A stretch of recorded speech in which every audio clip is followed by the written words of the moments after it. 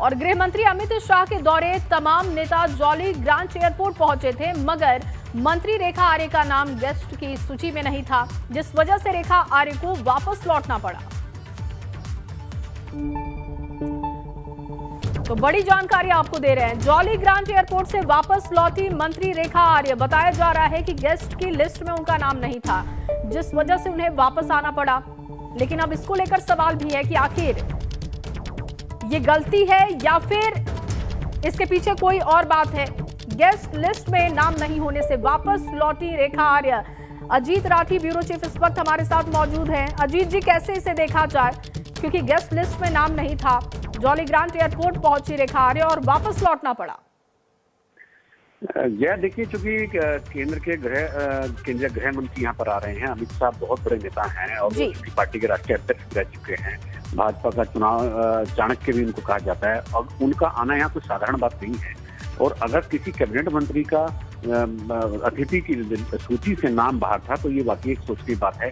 ये सरकार के स्तर पर किस लेवल पर ये चूक रही होगी, कहाँ से ये लिस्ट बनी होगी, प्रोटोकॉल विभाग क्या कर रहा होगा, इस लिस्ट को किसी जिम्मेदार अधिकारी ने या किसी नेता ने इसका अनुश्रवण किया कि नहीं किया। अगर वहाँ अधिकारी खड़े होकर अमित शाह को का स्वागत कर सकते हैं तो कैबिनेट मंत्री क्यों नहीं। डीजीपी वहीं पर सबने देखा, डीजीपी वहीं पर खड़े होकर केंद्रीय गृह मंत्री का स्वागत कर रहे थे, लेकिन मिनिस्टर क्यों नहीं। तो ये एक बड़ा सवाल है और ये किस लेवल की चूक है। हो सकता है सरकार इसका संज्ञान ले रही हो, लेकिन अगर नहीं ले रही तो सरकार को इस पर लेना पड़े। जी, लेकिन अजीत जी, क्योंकि चुनाव भी बेहद पास है और ऐसे में अगर चुनावी रणनीति देखी जाए बीजेपी की, तो बहुत बार ऐसे देखने को मिला है कि जो सिटिंग विधायक है उनका टिकट कट जाता है या पहले से कुछ इस तरीके के संकेत मिलने लगते हैं जब पार्टी उनसे किनारा करती हुई दिखाई देती है। क्या रेखा आर्य को लेकर इस तरीके की कोई जानकारी कि उनका परफॉर्मेंस बहुत अच्छा नहीं रहा या कोई भी ऐसी जानकारी जो खटकने वाली रही हो? जी देखिए, आज इनका गेस्ट लिस्ट में नाम नहीं होने से उनके परफॉर्मेंस का मुझे नहीं लगता कि किस तरह का कोई ताल्लुक होगा, क्योंकि वहां पर तमाम ऐसे लोग भी थे जिनके प्रदर्शन पर तमाम उंगलियां उठती रही हैं। लेकिन चूंकि रेखा आर्य भी कांग्रेस से भारतीय जनता पार्टी में आई थी और ये लेकिन उस लॉट में नहीं आई थी जिसमें 9 विधायक एक साथ आए थे। ये अलग से अकेले इनकी एंट्री हुई थी उस समय 2016 में। लेकिन खास बात यह है कि वो कैबिनेट मिनिस्टर है इस समय सरकार में, वो महत्वपूर्ण पद पर है, महत्वपूर्ण मंत्रालय वो संभाल रही है और पार्टी के बड़े नेता और केंद्रीय गृह मंत्री यहाँ पर आ रहे हैं।